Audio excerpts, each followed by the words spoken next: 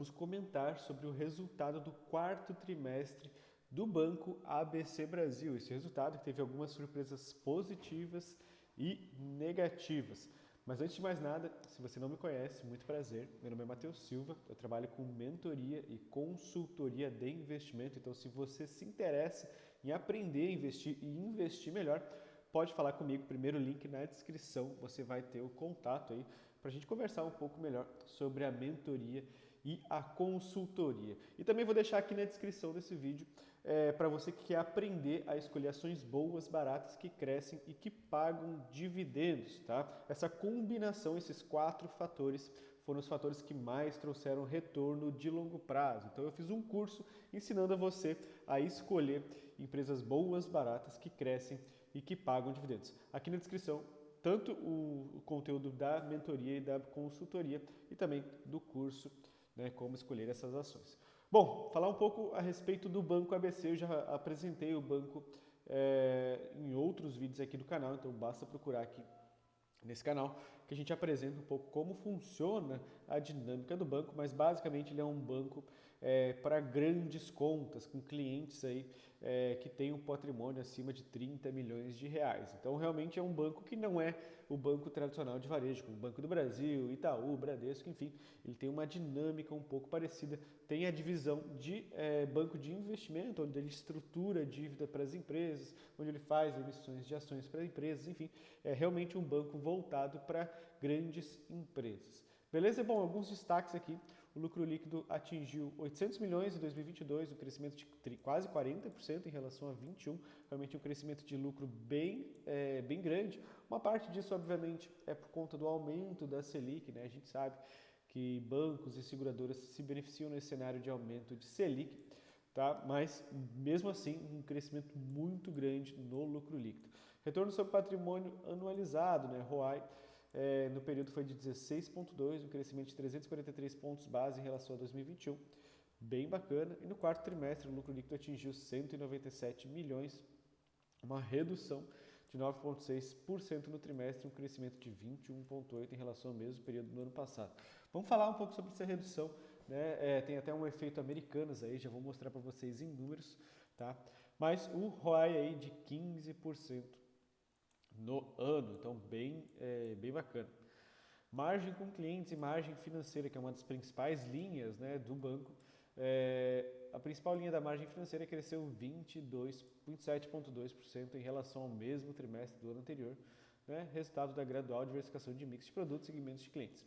E a margem com o mercado, né, o quanto que ele consegue cobrar aí de spread com o mercado. Quanto ao patrimônio líquido remunerado, a CDI apresentaram uma expansão no trimestre, contribuindo para o crescimento de 3,6% da margem financeira gerencial, equivalente aí a uma margem financeira gerencial de 4,8%, expansão de 70 pontos base em relação ao mesmo trimestre do ano passado. Bom, receita de serviço no ano, crescimento de 17,7%, bem bacana, impulsionado mais uma vez por uma receita recorde do banco de investimentos.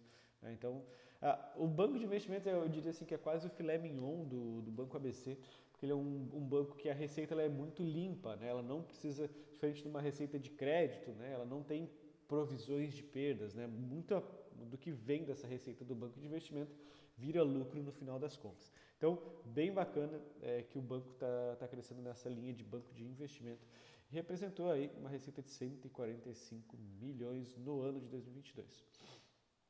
Em complemento, a linha de tarifas e corretagem de seguros fechou um crescimento anual de 67%, bem bacana.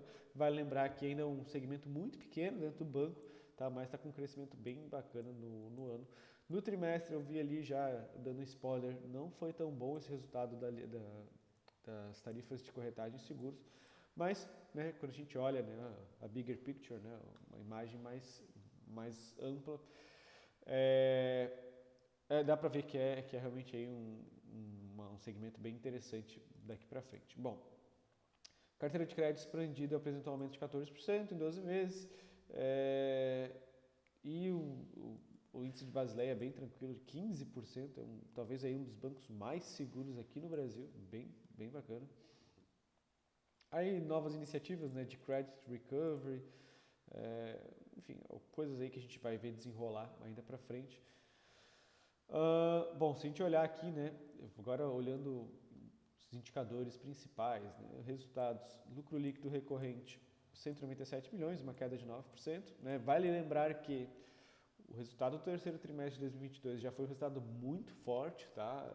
Já era esperado aí até um certo ajuste, né? As provisões de perda do terceiro trimestre de 22 vieram muito baixas, algo que até o próprio banco falou que não esperava que viessem tão baixas, né? Estavam aí quase que anormais. Então agora a gente vê uma certa normalização, né, em algumas linhas do balanço, né? Então essa queda de 9%, bem tranquila, tá, pessoal? Tem um efeito Americanas que a gente já vai chegar lá, mas ainda assim com um aumento muito forte frente ao mesmo período de 2021, né, um aumento de quase 22%. E no ano, um aumento de 40%, que nem a gente falou anteriormente. Olha aqui, ó, margem financeira gerencial pré-provisão de perdas, né? Então teve um aumento aí no trimestre de 3,6%, que é um aumento bacana, tá?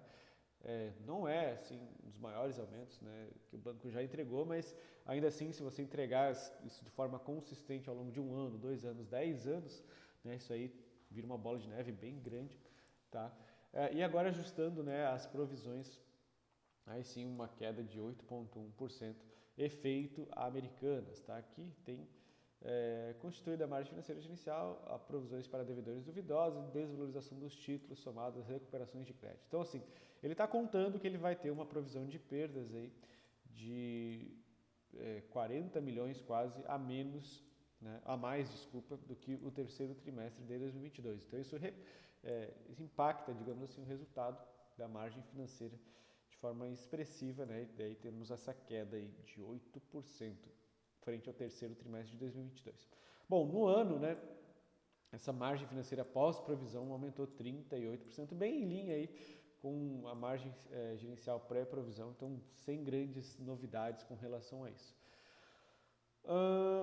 Dividend yield anualizado da empresa, né, 7,5%, bem bacana, tá? Não é um dos maiores, mas longe de ser ruim, né, muito bom. Índice de cobertura bem tranquilo, 543%, bem maior do que os bancos de varejo que a gente está vendo aí. Os bancos de varejo estão apresentando um índice de cobertura de 200%, 250%, 150%. Aqui é 5 vezes o que eles têm provisionado para perda, então bem tranquilo. O número de ativos também cresceu bastante, né? 9% no trimestre, né? E 15% no ano. Então bem expressivo esse aumento dos ativos. Isso aqui ela pode remunerar, né? Obviamente, melhor o banco. E agora o número de clientes corporativos, né, aumentando 4% no trimestre. Então, de novo, isso reflete bastante a estratégia de expansão do banco. Depois vamos chegar um pouco mais. Bem bacana esse aumento de clientes e 28% o número de clientes no ano. Então, isso vai ser refletido de certa forma no resultado. Bom, deixa eu pular um pouco. Eu vou pegar também o anual, né, que é bem bacana. Agora, como veio o resultado anual aqui da margem financeira, né? 264 milhões vieram de margem com os clientes, a margem com o mercado 22 milhões, patrimônio líquido remunerado a CDI 313 milhões, né? Despesa de provisão de 62 milhões, receita de serviço 58 milhões. No geral, um aumento de quase 40% na margem financeira, então realmente aí bem bacana, tá? Lucro líquido recorrente, né? Isso que no final das contas importa bastante, caindo 9% no trimestre, né? De novo, pessoal, aqui tem provisão de perdas da Americanas, porém subindo aí bastante no ano, tá? Se a gente comparar com o mesmo período do ano passado, subindo aí 20 e quase 22%. O ROI ali que a gente comentou anteriormente, 15%, ainda assim num patamar muito bom, né? Vale lembrar que tem um não recorrente aí da Americanas, mas num patamar muito saudável. Eu acho que normalizando isso daria aí um pouco mais de 16%, então bem saudável aí, num patamar bem elevado, melhor que dos outros bancos inclusive. Né? Se a gente comparar com 2021, ó, saiu de 12% para 16% a média, então bem tranquilo. Receitas, né? E aí a gente precisa entender um pouco a dinâmica do banco, tá? Existe uma receita, que é a receita de serviços, né, que ela é um pouco mais volátil, né? Então tem a parte ali de investment banking, que ela varia muito de trimestre a trimestre, né? Ela não é uma receita tão constante quanto a receita, quanto a margem financeira gerencial, né? Ela não é uma receita que cresce todo trimestre, mas ainda assim ela teve um aumento de 28% frente ao mesmo período do ano passado, porém uma queda aí de 0,5%, desculpa, uma queda de saída de 121 milhões para 98 milhões a receita com serviços. Então aí uma queda de quase uns 20%, 19%, 18%, alguma coisa assim. Mas, de novo, né, vale lembrar que é uma receita que ela é mais volátil, ela não é tão constante quanto a margem financeira gerencial. Tá? Então aqui, ainda assim, é um resultado bem positivo, tá, pessoal? Vale lembrar que foi bem superior ao mesmo período do ano passado. Então, se a gente olhar o acumulado no ano, a gente vê uma receita saindo de 330 milhões de receita com serviços para 388 milhões e a margem financeira gerencial subindo aí quase uns 30%, 34%, 30 e poucos por cento. Então, bem bacana, tá? Agora, a carteira de crédito, né, quando ela empresta, o banco empresta dinheiro para os clientes, 68% da carteira está na linha corporate, né? Corporate, se não me engano, são clientes com patrimônio acima de 300 milhões, né? Só deixa eu ver a denominação certinha para não passar informação errada. Só um pouquinho. Linha corporate. Bom, eu acho que é isso aí mesmo. Linha corporate é clientes de 300 milhões até 1 bilhão, tá? Se não me engano é isso. E a linha corporate ela tem a maior representatividade dentro dos resultados do banco, então 66% do crédito total está no corporate, né? Chegando a uma carteira de 17 bilhões. Um aumento, uma queda de 1,7% no trimestre, né, mais um aumento de 6,7% no ano. Porém, a grande driver de crescimento, eles querem crescer em clientes a partir de 30 milhões de patrimônio. Tá? E no trimestre, essa linha teve um aumento de 6% e 40% no ano. Tá? O Corporate Investment Banking, né, que é, digamos assim, os clientes a partir de 1 bilhão, né, que aí é o caso da Americanas que está aqui dentro, teve um aumento de 4% no trimestre e 6% nos últimos 12 meses. Tá? Porém, a própria empresa, né, o próprio banco já falou que ele pretende crescer muito mais em clientes mais pulverizados, com uma carteira de crédito um pouco menor, tá? Que é o middle aqui, que são clientes a partir de 30 milhões de reais de patrimônio. Por que isso, tá? Porque primeiro que ele dilui o risco dele, né? Então, ao invés de ele se expor a um grande risco, como foi o caso da Americanas, ele está exposto a clientes menores, né, com um patrimônio médio menor, porém de forma muito mais pulverizada, né? Tanto que para conseguir clientes aqui no middle é muito mais fácil do que no investment banking e no corporate, beleza? Então, isso faz parte, né? O banco ele começou numa linha de crédito muito alta, né? Com clientes aí com patrimônio muito grande, e ele foi descendo, né? Daí ele agregou o corporate, agora ele está agregando o middle, tá? E o middle está sendo uma parte da carteira de crédito muito mais importante, beleza? E aí a parte de colaterais, né? Não vou entrar no detalhe aqui, senão ficaria muito tempo, tá? A exposição por setor, né? O agronegócio 24%, praticamente o melhor setor aí que tem para você ter uma exposição. Energia 14% também, um segmento excelente. Comércio 8%, transporte e logística 6%, financeiro 6%, construção civil 5%, né? E é bem diluído e tal, mas dá para ver que ele não tem uma concentração muito grande, né? 10%, 11% cadeia de grãos, mas de resto de forma bem diluída, tá? Agora o número de clientes corporativos, né? Olha como vem crescendo ano contra ano, tá? O número de clientes totais subiu 29% em um ano, e subiu aí 183 clientes no trimestre. Então, realmente, aí, o número de clientes crescendo bastante, tá? E aqui, né, o maior aumento foi no middle, tá? Então, a gente pegar aqui 12 meses, né, saiu de 1.700 clientes para 2.300 clientes. Então, realmente, bem bacana, tá? Agora o spread com clientes, né, que é a taxa que ele empresta para o cliente versus o custo de captação. se manteve estável e num patamar bem elevado, tá? Um patamar muito saudável, muito melhor do que os outros bancos de varejo. Porém, esse spread ajustado à provisão de perdas, né, caiu aí, saiu de 3,6 para 2,8. Com certeza, efeito da Americana. Se a gente vê aqui despesa de provisão, né, a despesa de provisão estava em 55 milhões e saltou aí para 113 milhões. Se você tem uma conta aí de padeiro rapidamente, menos 55,1. Então ele está provisionando aí 58 milhões a mais do que no trimestre anterior, tá? Não sei o quanto disso exatamente é a exposição a Americanas, mas certamente que provavelmente a maior parte disso aqui seja a exposição a Americanas, beleza? Mas no mais, bem tranquilo, tá? Resultado ainda muito sólido, mesmo ajustando esse evento não recorrente, digamos assim, da Americanas, beleza? Os empréstimos também, títulos privados, né, saltando aí, saindo de 26 milhões para 31 milhões. No geral, um resultado excelente do banco, tá? Não, nada muito assim que a gente possa dizer. A gente ainda vê que a exposição da carteira de crédito está muito concentrada em clientes com uma carteira de 50 milhões ou mais, né? Então 45% da carteira é isso.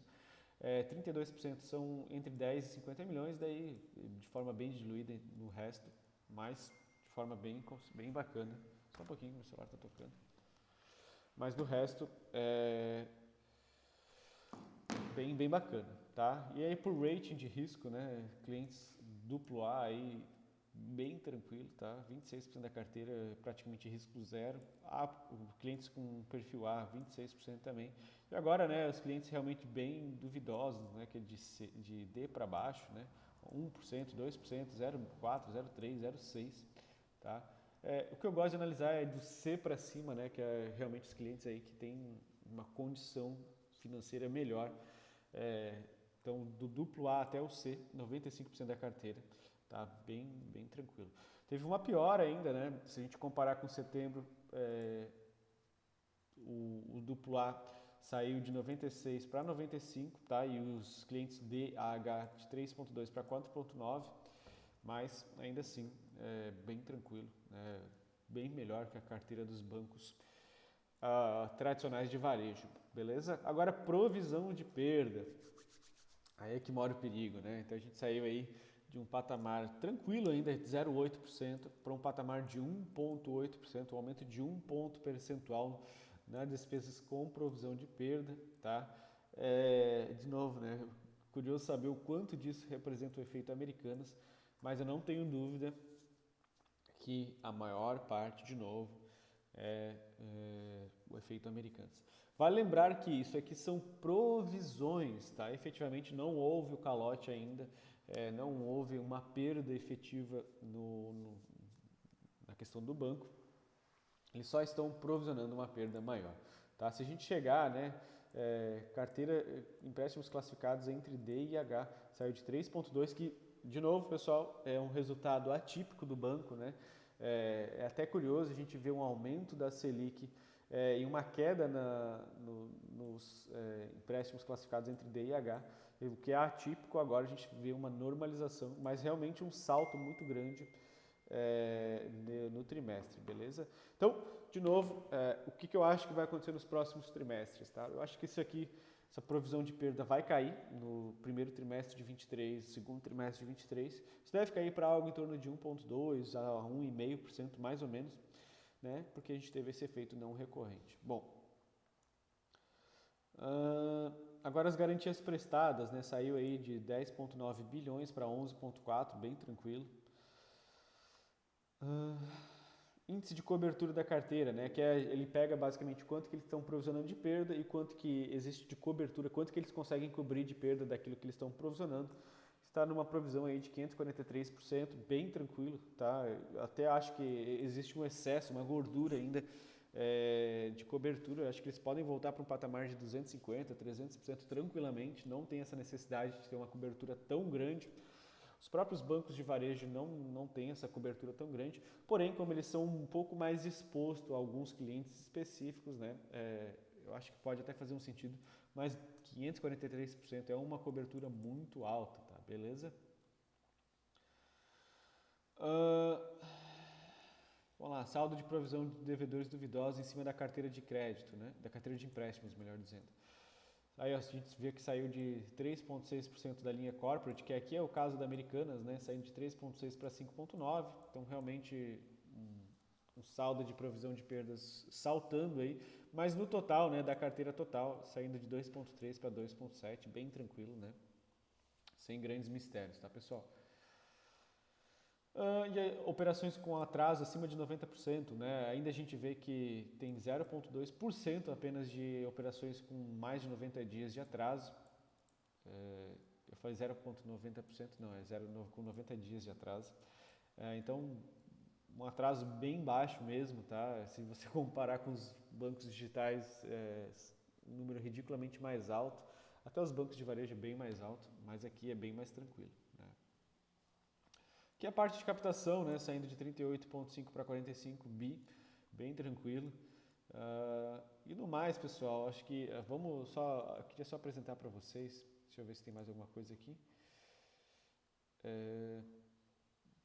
A margem financeira gerencial, né, isso aqui é importante, ó, saindo de 1,4 bilhão em 2021 para 2,01 em 2022, bem bacana. Que mais? Acho que eu vou passar para outra apresentação, só para vocês verem uma noção um pouco melhor do banco, né? Bom, aqui a gente vê a carteira de crédito desde 2006, tá? Crescendo aí uma taxa média lá de 2006 até 2011, 34%. De 2012 até 2014, 16%. E agora, né, num ritmo um pouco menos acelerado, de 2015 até 2022, 10% a carteira de crédito crescendo.